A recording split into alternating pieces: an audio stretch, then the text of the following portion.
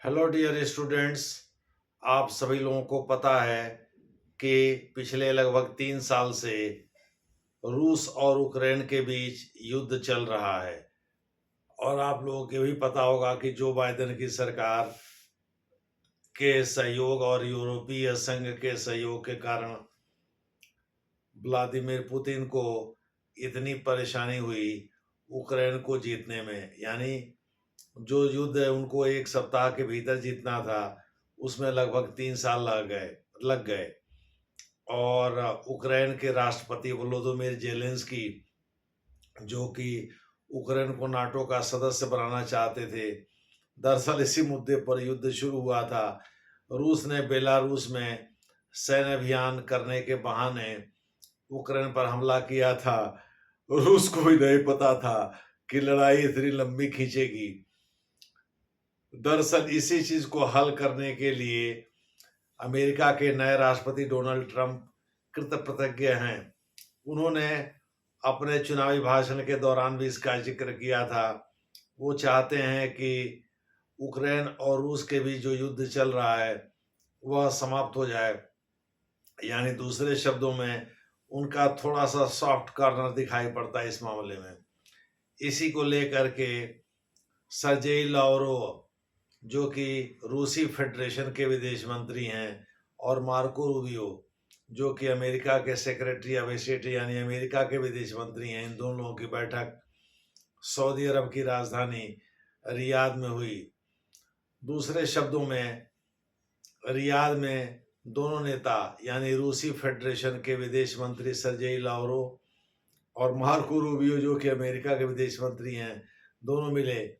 लेकिन Sergei Lavrov ने वही किया जो कि व्लादिमीर पुतिन चाहते थे। यानी उनका कहना है कि यूक्रेन में जिन क्षेत्रों पर, चाहे वो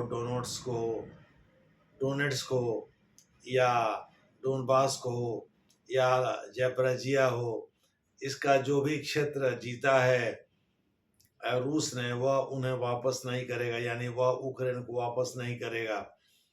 तो रूस यूक्रेन के बहुत सारे हिस्सों पर रूस का कब्जा है।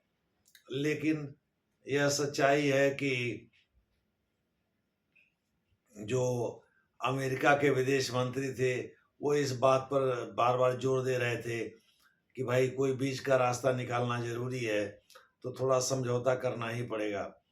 दूसरे शब्दों में यूक्रेन के जो राष्ट्रपति हैं वोलोदिमीर जेलेंस्की, वो बार बार ये कह रहे हैं भाई उनको शामिल किए बगैर किसी भी शांति पहल को स्वीकार करना यूक्रेन के लिए संभव नहीं हो पाएगा। दूसरे शब्दों में वो अमेरिका के राष्ट्रपति को भी एक प्रकार से इनडायरेक्टली चुनौती दे रहे हैं, क्योंकि जो बाइडेन की सरकार के चढ़ावे पर ही आकर के वो इस युद्ध में कूदे थे।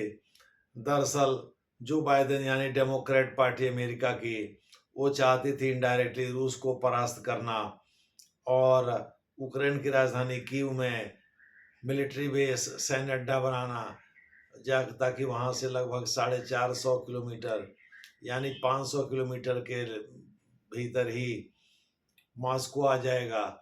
तो मॉस्को स्ट्राइक रेंज में होगा अमेरिका के। इनडायरेक्टली रूस पर दबाव बनाने के लिए जो बाइडेन प्रशासन ने 350 अरब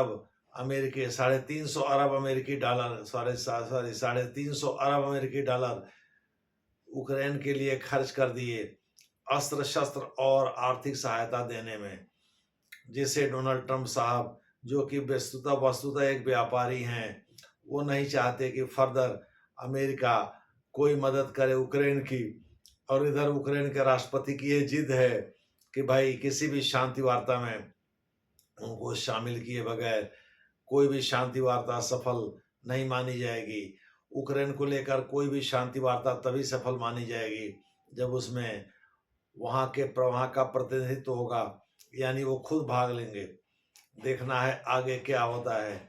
जैसा होगा वैसा आपसे चर्चा किया जाएगा। धन्यवाद।